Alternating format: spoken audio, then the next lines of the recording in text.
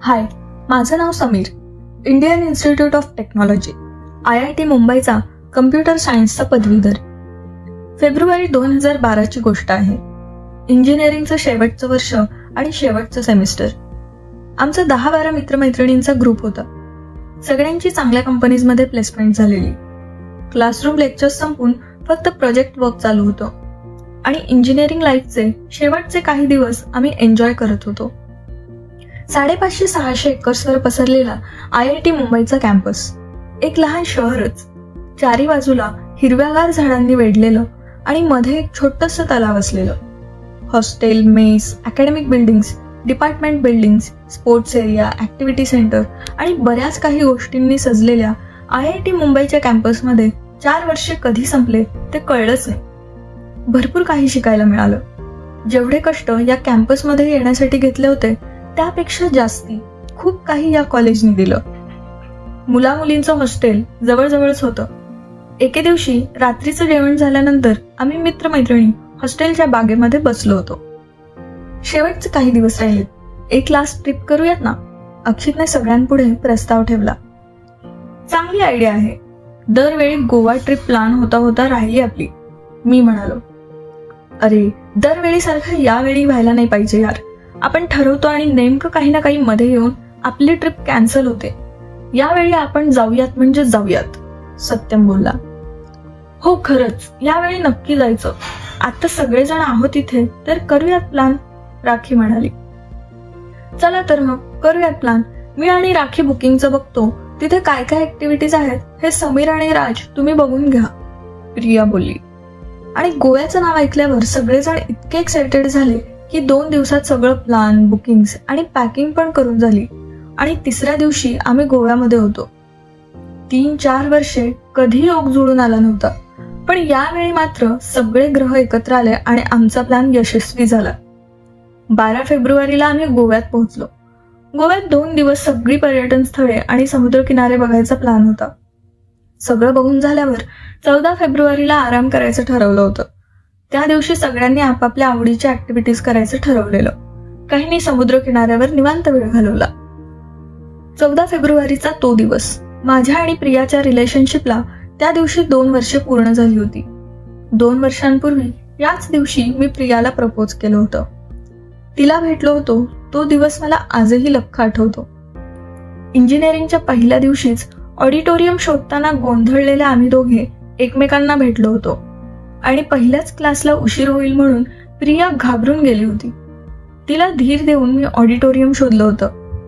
किती छोटी गोष्ट होती, पण प्रिया गोंधळून गेली होती. अतिशय घाबरट असलेली पण तितकीच जास्ती सिन्सिअर आणि हार्डवर्किंग प्रिया.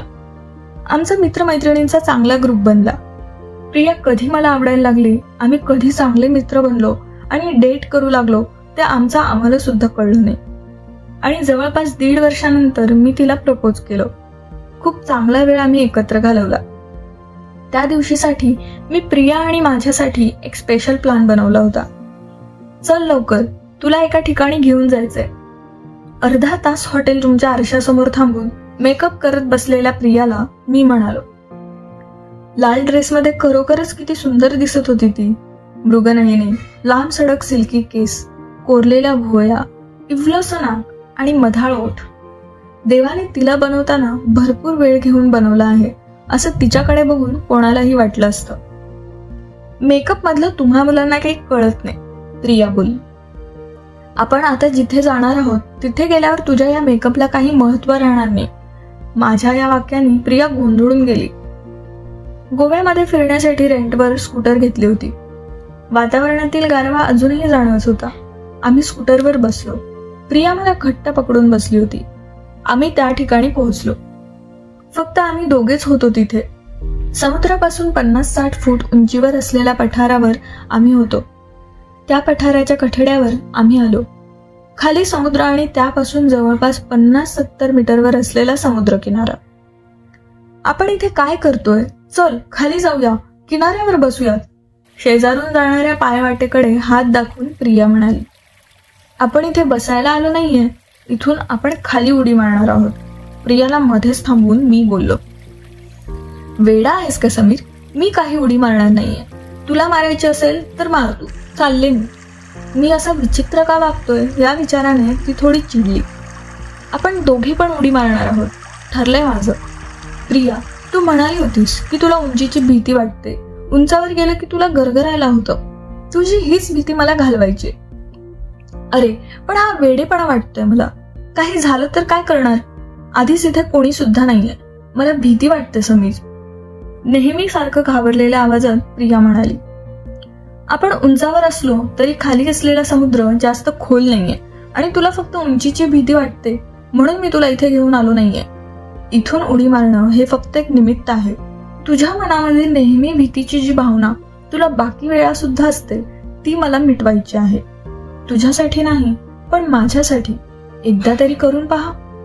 प्रियाचा हात धरून मी तिला विनंती केली आणि धीर द्यायचा प्रयत्न केला.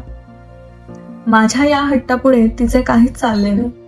हळूहळू मी तिला कठड्यावर घेऊन गेलो. जेव्हा आम्ही कठड्याच्या खूप जवळ आलो तेव्हा तिने खाली बघितलं आणि खोली बघून तिचे पाय कापू लागले. त्या थंड वातावरणात सुद्धा तिला घाम फुटू लागला. तिची अवस्था बघून मी सुद्धा थोडा बिथरलो. आपण बरोबर निर्णय तर घेतला आहे ना असं मला वाटायला लागलं. पण प्रियाच्या मनातली ही भीतीची भावना कायमची घालवायला हा एक प्रयत्न नक्की करायचा हा विचार माझ्या मनात पक्का होता. आम्ही खाली उडी मारायला काही पाऊलच मागे होतो. मी तिला मागून घट्ट पकडलं होतं. प्रियाने माझ्या हाताला पकडलं आणि तिच्या कानात मी बोललो, I love you and I will always be there for you. माझे हे शब्द ऐकून तिला धीर आला आणि डोळे बंद करून ते शेवटचं एक पाऊल पुढे टाकलं. अन पुढच्या क्षणी आम्ही दोघे हवेमध्ये तरंगत होतो. एखाद्या पक्षासारखं आम्ही काही क्षण उडल्यासारखं वाटलो. हृदयाचे ठोके काही क्षणासाठी थांबले होते. प्रियासारखीच माझी पण तर ही पहिलीच वेळ होती असा काहीतरी वेडेपणा करण्याची. आता पुढे काय होणार या विचारात असतानाच आम्ही त्या अथांग समुद्रात पडलो. चिंब भिजलेले दोघे किनाऱ्यावर आलो आणि तिथेच बसलो. प्रिया थंडीने कापत होती. 5 मिनिटे तिच्या तोंडातून एक शब्द सुद्धा निघाला नाही. तिच्याकडे पाहून माझं अवसान गळालं. माझ्याकडून खूप मोठी चूक झाल्यासारखं मला वाटलं. तिने तिची नजर माझ्यावर रोखली. मला कानाखाली ठेवून देण्यासाठी तिने तिचा हात उचलला असल्यासारखं मला वाटलं आणि तितक्यात माझ्या गालावर हात ठेवून ती म्हणाली, अजून एकदा करायचं समीर? आम्ही पायवाटेने वर गेलो आणि पुन्हा एकदा उडी मारण्यासाठी कठड्यावर आलो. यावेळी प्रिया माझ्यापेक्षाही जास्त एक्सायटेड वाटत होती. उडी मारणार इतक्यात ती मोठ्याने ओरडली, I love you and I will always be there for you. आम्ही हॉटेलमध्ये परत गेलो. दुसऱ्या दिवशी तिच्यासोबत गोव्यामधली पर्यटन स्थळे बघायचा प्लॅन होता. दुसऱ्या दिवशी उठल्यावर मी मोबाईल पाहिला तेव्हा प्रियाचा मेसेज आला होता, उठल्यावर आपल्या कालच्या जागेवर ये. गडबडीने मी उठलो आणि काल जिथे गेलो होतो तिथे जायला निघालो. तिथे पोहोचल्यावर प्रिया उडी मारण्याच्या तयारीत असल्याचं मला दिसलं. I love you and I will always be there for you ओरडून तिने उडी मारली. किनाऱ्यावर जेव्हा मी तिला भेटलो तेव्हा एक वेगळंच समाधान तिच्या चेहऱ्यावर होतं.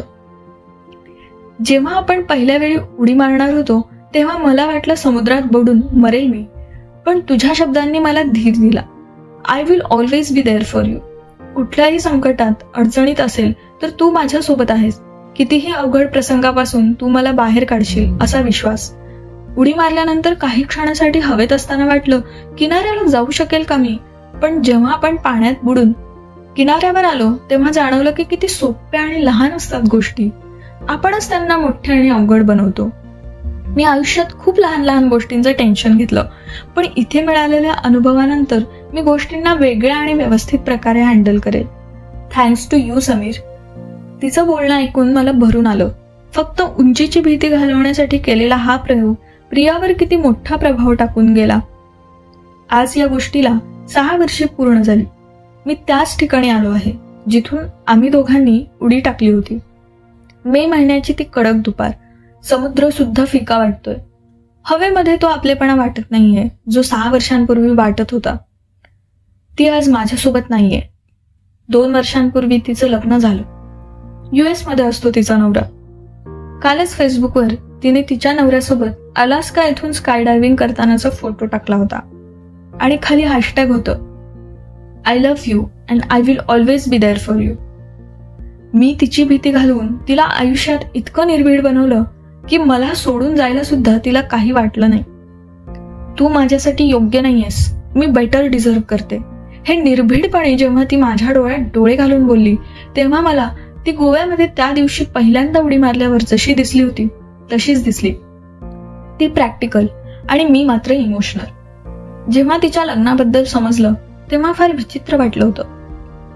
ती तिच्या मार्गाने गेली आणि मी मात्र अजूनही किनाऱ्यापर्यंत पोहोचलो नाही. कदाचित किनारा दिसतोय पण पाण्याची इतकी सवय झाली की किनाऱ्याची ओढच वाटत नाहीये. खरंच किनाऱ्याला लागणं इतकं महत्वाचं असतं का? एक नाही असंख्य विचार.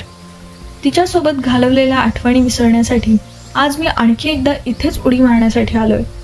कदाचित आज तरी किनाऱ्यापर्यंत पोहोचेन या आशेने. मी त्याच कठड्यावरून उडी मारणार आणि इतक्यात मला मागून एक नाजूक आवाज आला. एक्सक्यूज मी, तू मला इथून उडी मारायला मदत करशील?